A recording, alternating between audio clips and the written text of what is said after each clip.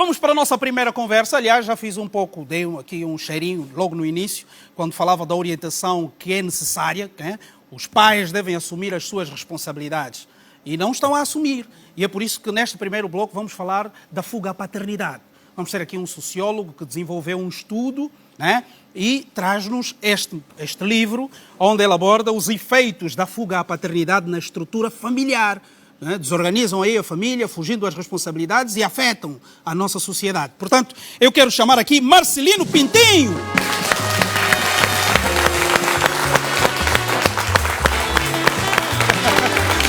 Marcelino, seja bem-vindo. Olha, o Marcelino Pintinho entrou de modo diferente. Né? Parecia que está a fugir à paternidade, não é? Os outros convidados entram pela porta. O Marcelino, faz favor. Faz favor sentar-se. Marcelino, sociólogo, preocupado com questões da família, né? E isso, de facto, é bastante interessante, os estudos que são feitos, né? No seio da família, e aqui traz-nos uma abordagem sobre os efeitos da fuga à paternidade na estrutura familiar. Não tiveste muito trabalho, não é, Marcelino? Isso é o que há de mais aqui em Angola. De facto, é o que há de mais em Angola. Mas a maior dificuldade consiste em obter essas fontes. Ou seja, tal como diz o título, aliás, é só olhar para a capa que se consegue fazer uma leitura da estrutura familiar, não é? Temos a imagem ofuscada do pai, que não assume as suas responsabilidades. Temos a imagem, digamos, da mãe e os seus filhos. Tem a esperança que um dia o pai volte a assumir as suas responsabilidades. E temos um fundo que nos permite fazer uma reflexão que tem a ver com a esperança, não é? Eles têm a esperança que um dia o pai volte a assumir as suas responsabilidades. Do estudo feito, quais as razões que levam a que os pais se furtem, né, das suas responsabilidades? Existem várias razões. Uma delas tem a ver com a questão da falta de fidelidade. Portanto, uma outra razão tem a ver com os compromissos.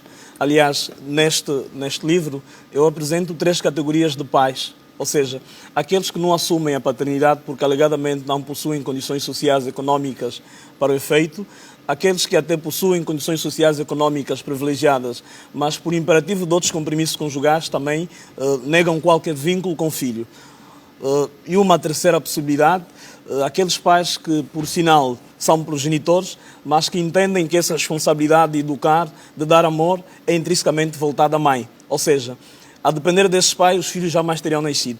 Um outro fator que também concorre tem a ver com a questão do analfabetismo, portanto, a questão do desemprego. Ou seja, quanto maior for o nível de analfabetismo, menor será a possibilidade das pessoas assumirem as suas paternidades.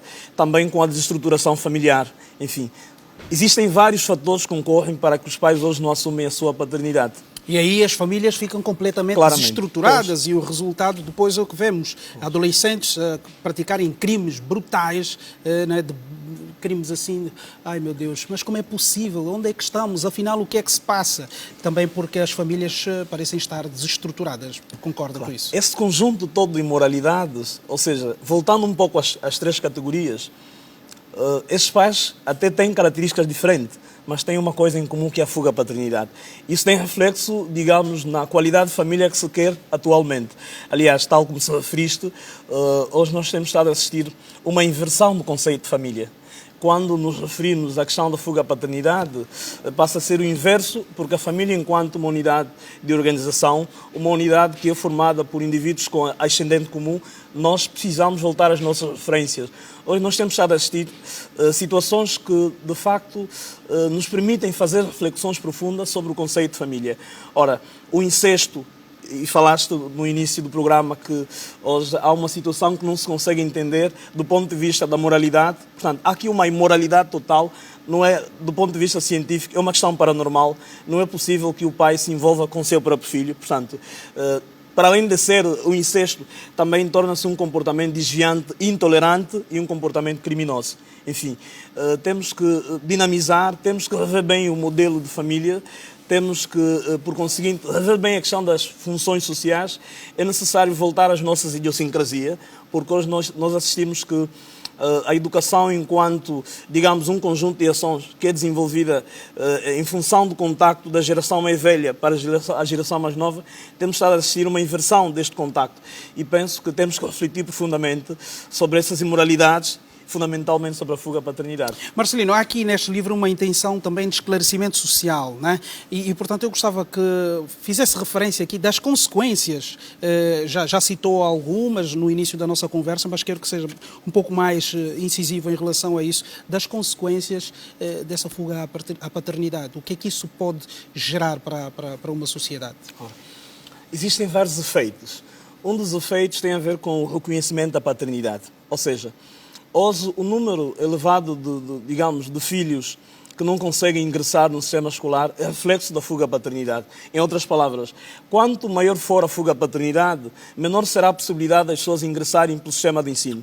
Hoje também assistimos que há uma franja de pessoas que têm idades compreendidas dos 18 em diante, mas que infelizmente não têm, digamos, o reconhecimento jurídico. Ou seja, não tem nenhuma cédula. Isto, do ponto de vista sociológico, é uma consequência direita da fuga à paternidade. Portanto, como reflexo desses efeitos perversos. Um outro elemento também tem a ver com a questão do afeto, as famílias, não é? A constituição das famílias. Hoje nós temos estado a assistir que a criança cresce já sem o carinho do pai, completamente desorientada, não é? E depois se pergunta, mas como é que é possível? Eu esperava uma criança que apresentasse um comportamento, digamos, homogéneo, um comportamento que fosse reflexo e que fosse um comportamento de referência. Mas em função da fuga à paternidade, as crianças vivem fora do contexto da educação familiar. Portanto, a questão da educação é transferida para outras organizações. E nós estamos... O que não acaba, de facto, cumprindo com o seu papel. Claramente. Porque a figura do pai, e eu sou daqueles que pensam assim, é insubstituível, né? Cada um dentro da família deve desenvolver o seu papel. A mãe tem que ser mãe, não tem que ser mãe e pai. E também... Provavelmente não concorda comigo, mas eu penso assim. Eu acho que essa ideia de que, não, eu sou pai e mãe, é um pouco complicada. Pode até funcionar, mas não é o que deve ser. A norma não é essa. Tem de haver um indivíduo aqui com responsabilidade, né, que não foge à paternidade e que assume o papel de pai. Porque os papéis têm que ser desempenhados do modo como eles estão concebidos. Concorda comigo, sociólogo? Claramente. Deixa-lhe dizer o seguinte.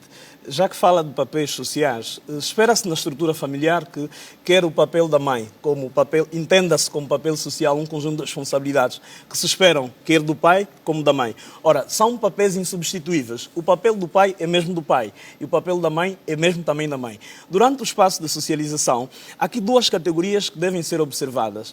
Refiro-me que disto que a procriação não pode ser entendida ou encarada como um simples instrumento, digamos, biológico, mas fundamentalmente como um ato de indigência e orfandade. Ou seja, é necessário que esta representação social do pai e da mãe esteja intrinsecamente voltada à família, porque o papel da mãe nunca é substituível e o papel do pai também. Aliás, diz logo a categoria, um é pai, um outro é mãe, não é? Portanto, têm ambos responsabilidades diferenciadas relativamente ao filho.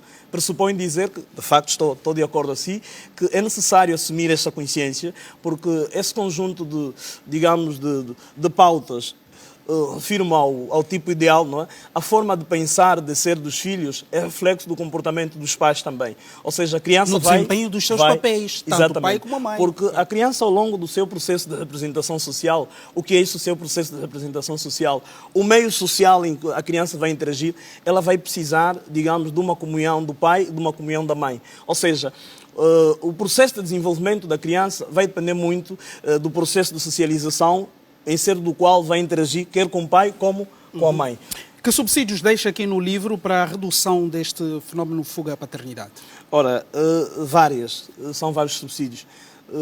Uma questão que eu apresento tem a ver com a questão dos espaços de socialização, o reforço, digamos, da função de socialização. Aliás, eu proponho... E em relação à responsabilização? Também faço questão. Sente falta disso, de uma mão pesada? Eu não só sinto falta de uma mão pesada, mas temos que responsabilizar as pessoas de forma pública.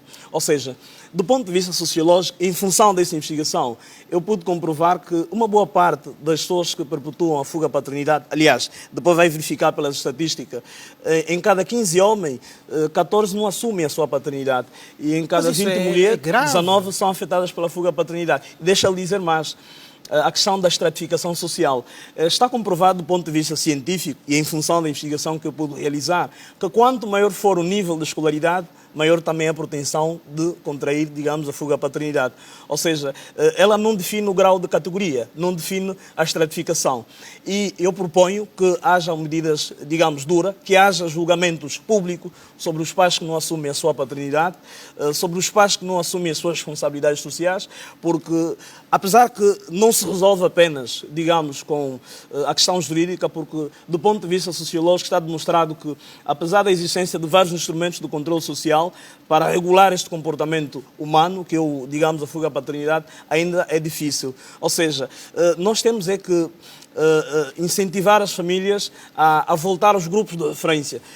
Temos que incentivar que, durante o processo de socialização, o pai assuma as suas responsabilidades, as mães assumam as suas responsabilidades e a questão jurídica deve ser observada como uma instância de recurso, em última instância. Mas temos que esgotar o diálogo no seio da família. Aliás, existem países como a Nigéria, países como a Gâmbia, que essas questões de fuga à paternidade, elas não se resolvem apenas do ponto de vista do direito positivo, mas fundamentalmente do direito constitucional ou do direito tradicional. Então, esta é uma das medidas que eu proponho, que haja julgamentos, digamos, públicos sobre essas figuras. Não importa o grau de, digamos, a função social, o estado que ele desempenha, mas que deve haver esse julgamento público. Muito bom, Marcelino. Fico feliz pelo trabalho que desenvolveste. Afinal, a nossa sociedade precisa desse tipo de investigações, né? Porque, de facto, há muita irresponsabilidade. Há muita gente que gosta do trigo limpo. Sabe o que é trigo limpo, né? Sim, certamente. Sabem o que é trigo limpo, né? Trigo limpo. São irresponsáveis, pinam, depois deixam a nossa irmã empacotada e não assumem a paternidade. Em consequência disso, a família vive problemas, o miúdo vai parar na rua e é um problema para a sociedade, assalta o automobilista e qualquer um que aparecer na frente dele. Portanto, eu penso e concordo com o Marcelino, há que haver mão pesada, essa coisa do julgamento público. Temos que pensar bem. Muito obrigado por ter vindo a Hora Quente. Vamos aplaudir Marcelino Pintinho.